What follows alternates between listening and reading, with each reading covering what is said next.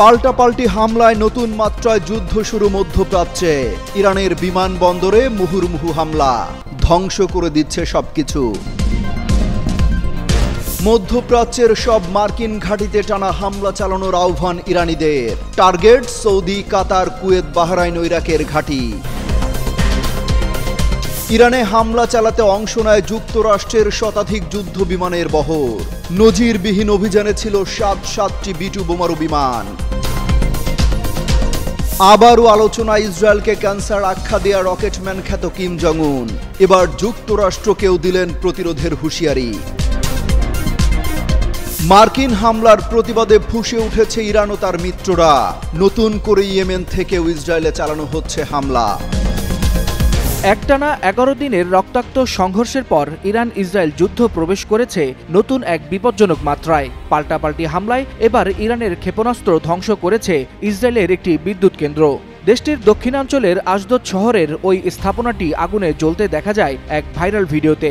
কার্যক্ষমতা হারিয়ে এখন নিথর ধ্বংসস্তূপে পরিণত হয়েছে বিদ্যুৎ কেন্দ্রটি। সোমবার ভোরে মাত্র 40 মিনিটে আকাশচুম্বী রণহুঙ্কার তুলে ইরান ছুড়ে দেয় কয়েক ডজন ক্ষেপণাস্ত্র। এর মধ্যে একটি মিসাইল ইসরায়েলের দক্ষিণাঞ্চলের ওই বিদ্যুৎ কেন্দ্রে আঘাত করে। ইসরায়েলের জ্বালানি মন্ত্রী জানিয়েছে, এই হামলার পর বর্তমানে সেখানে প্রায় 8000 বাড়ি বিদ্যুৎহীন হয়ে পড়েছে। অন্যদিকে থেমে থাকেনি তেল আবিব।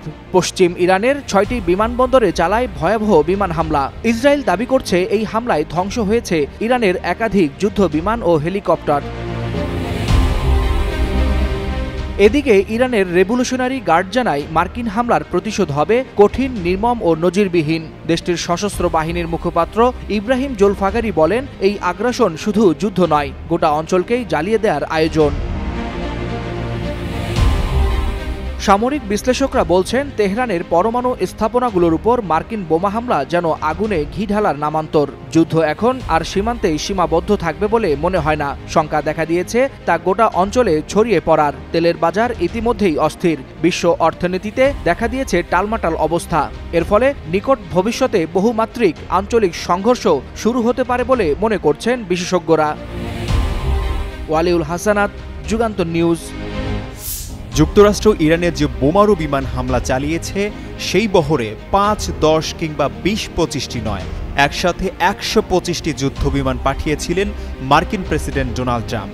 এর মধ্যে ইরানের রাডার ফাঁকি দিয়ে সফল হামলা চালিয়ে ফিরেও যায় B-2 মডেলের বোমারু বিমান, যা দিয়ে ফেলে দেওয়া হয় বাংকার বাস্টার বোম। পেন্টাগনের বরাত দিয়ে মার্কিন গণমাধ্যমগুলো এই তথ্য জানিয়েছে।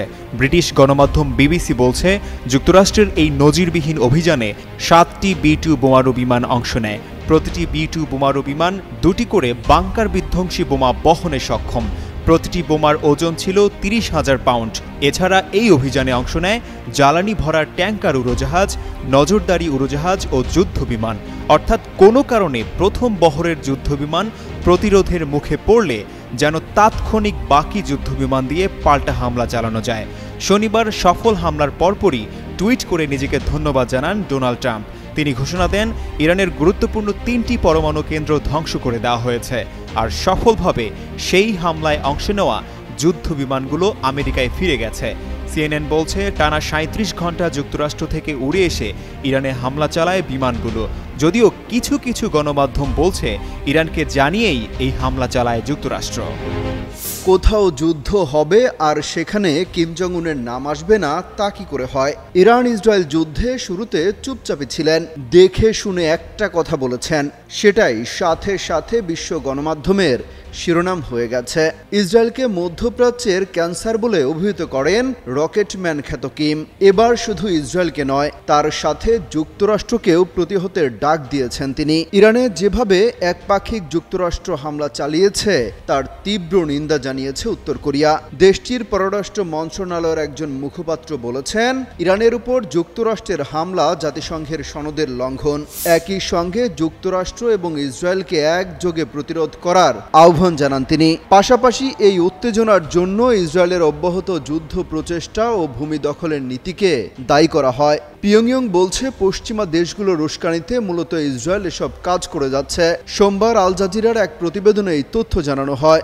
বলা হয়, আন্তর্জাতিক সম্প্রদায়কে যুক্তরাষ্ট্র এবং ইসরায়েলের এই উস্কানিমূলক এবং সংঘর্ষমুখী আচরণের বিরুদ্ধে একযোগে নিন্দা ও প্রত্যাখ্যানের আওয়াজ তুলতে হবে। ইরান ও উত্তর কোরিয়ার মধ্যে দীর্ঘদিন ধরে উষ্ণ সম্পর্ক রয়েছে, এমনকি তাদের মধ্যে সামরিক প্রযুক্তিগত উন্নয়নের লেনদেনও রয়েছে।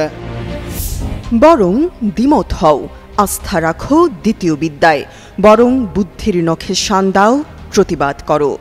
মধ্যপ্রাচ্যে চলমান সংঘাতে ইরানের মাথা নত না করা যেন এই বাণীরই বাস্তব রূপ। তবে ইরান ইসরায়েলের এই সংঘাত, ধ্বংসযজ্ঞ ও মৃত্যুযাত্রার শেষ আসলে কোথায়? এই প্রশ্নে এখন বিক্ষত গোটা বিশ্ব। ইসরায়েলি সামরিক বাহিনী নতুন করে পশ্চিম, পূর্ব এবং মধ্য ইরানে কমপক্ষে ৬টি বিমানবন্দরে বিমান হামলা চালিয়েছে। ইসরায়েলি সেনাবাহিনী সামাজিক যোগাযোগ মাধ্যম এক্সে দেওয়া এক বিবৃতিতে দাবি করেছে, দূর থেকে চালিত বিমান হামলায় ১৫টি ইরানি বিমান এবং হেলিকপ্টার ধ্বংস হয়েছে। এই হামলায় তেহরানের মেহেরাবাদ, মাশহাদ এবং দেসফুল বিমানবন্দরগুলোকে লক্ষ্যবস্তু করা হয়েছে বলে উল্লেখ করা হয়েছে।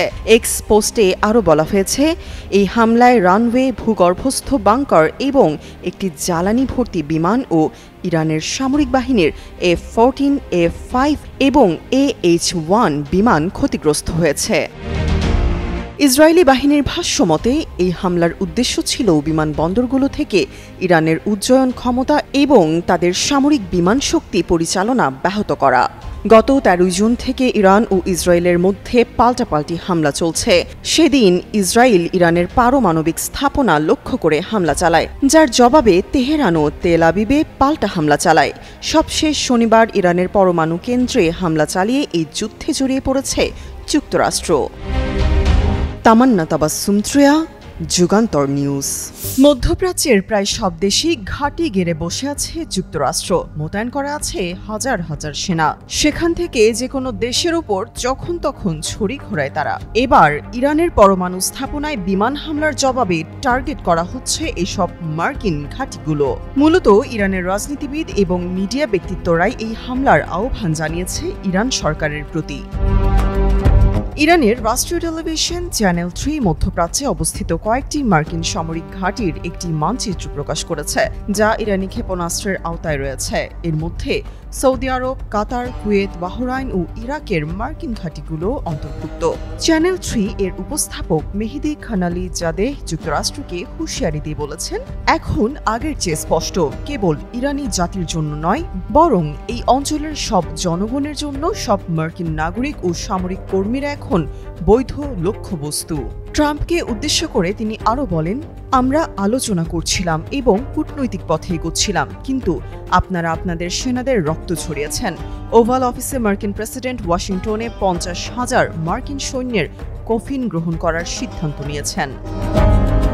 খামেনি সমর্থিত কেহান পত্রিকার প্রধান হুসাইন শরীয়ত মাদারি বাহরাইনে মার্কিন নৌবাহিনীর উপর অবিলম্বে ক্ষেপণাস্ত্র বর্ষণের আহ্বান জানিয়েছেন। তিনি হরমুজ প্রণালী বন্ধ করে যুক্তরাষ্ট্র, যুক্তরাজ্য, ফ্রান্স ও জার্মানি থেকে জাহাজ প্রবেশাধিকার বন্ধ করার উপর জোর দেন। ইরানের সংসদের ডানপন্থী সদস্য হামিদ রাসাইও সৌদি আরবে অবস্থিত মার্কিন ঘাঁটিতে আঘাত হানার কথা বলেছেন। ইরানের পারমাণবিক সংস্থা এই হামলাকে জঘন্য কাজ আখ্যা দিয়ে বলেছে, এটি আন্তর্জাতিক আইন, বিশেষ করে নিউক্লিয়ার নন প্রলিফারেশন চুক্তি NPT লঙ্ঘন করেছে। এই পরিস্থিতিতে মধ্যপ্রাচ্যের ভবিষ্যৎ কোন দিকে মোড় নেয় সেটাই এখন দেখার বিষয়। Tamanna Tabassum Triya, Jugantor news. Iran Israel যুদ্ধে মধ্যপ্রাচ্যের উত্তেজনা তুঙ্গে। এই পরিস্থিতিতে ইউরোপের 3 প্রধান দেশ জার্মানি, ফ্রান্স ও যুক্তরাজ্য বিভক্ত হয়ে পড়েছে। জার্মানি ইসরায়েলের নিরাপত্তাকে সর্বোচ্চ অগ্রাধিকার দিচ্ছে, বিপরীতে ফ্রান্স ও যুক্তরাজ্য তুলনামূলকভাবে সমঝোতার পথে হাঁটছে। এই মতপার্থক্য শুধু কূটনৈতিক জটিলতা বাড়াচ্ছে না, বরং শান্তি প্রচেষ্টাকেও ব্যাহত করছে। মধ্যপ্রাচ্যে যুদ্ধ থামাতে ইচ্ছি দেশগুলো চেষ্টা করছে। জেনেভায় ইরানের পররাষ্ট্রমন্ত্রীর সঙ্গে তাদের বৈঠকও হয়েছে, কিন্তু বাস্তব ফল আসেনি।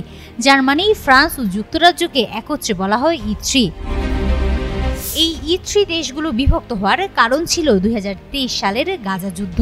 সেই যুদ্ধ শুরুর পর থেকে জার্মানি, যুক্তরাজ্য ও ফ্রান্স এই তিনটি দেশের মধ্যে ইসরায়েল নিয়ে দৃষ্টিভঙ্গিতে বড় ধরনের পার্থক্য দেখা গেছে। জার্মানি সবসময় ইসরায়েলের ঘনিষ্ঠ মিত্র, তাদের বিরুদ্ধে কোনো সমালোচনায় যায়নি, যুদ্ধেও ইসরায়েলকে সহায়তা করছে। অন্যদিকে যুক্তরাজ্য কিছুটা কঠোর মনোভাব নিয়েছে, ফ্রান্স যুদ্ধবিরতির আহ্বান জানিয়েছে অনেক আগেই। তবে E3 অর্থনৈতিক ও সামরিকভাবে শক্তিশালী হলেও ইরান বা ইসরায়েলের জাতীয় নিরাপত্তা ও যুদ্ধ সংক্রান্ত সিদ্ধান্তে তাদের প্রভাব খুবই সীমিত। তারা পারমাণবিক শক্তিধর ও সামরিক সক্ষম হলেও তেহরান বা তেলাবিব বাইরের চাপ মানে না। হিমাতুল জান্নাত, যুগান্তর নিউজ। ইরানি মিসাইলের তাণ্ডবে কাঁপছে পুরো ইসরায়েল, আতঙ্কে দেশ ছেড়ে পালাচ্ছে নাগরিকরা। ৭৭ বছর আগে গড়ে ওঠা স্বপ্নের এই রাষ্ট্র কি আজ ইতিহাসের শেষ প্রান্তে দাঁড়িয়ে?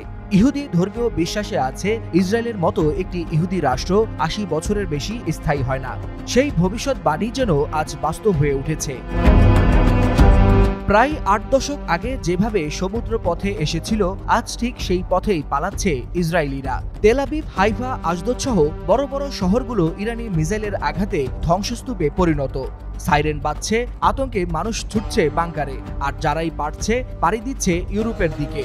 বিমানবন্দরে কড়া নজরদারি, সরকার দেশ থেকে অনানুষ্ঠানিক নিষেধাজ্ঞা দিলেও সাগর পথে সাইপ্রাস, গ্রিস, ইতালি হয়ে ইউরোপের নানা প্রান্তে ছড়িয়ে পড়ছে পলায়নপর ইসরায়েলিরা।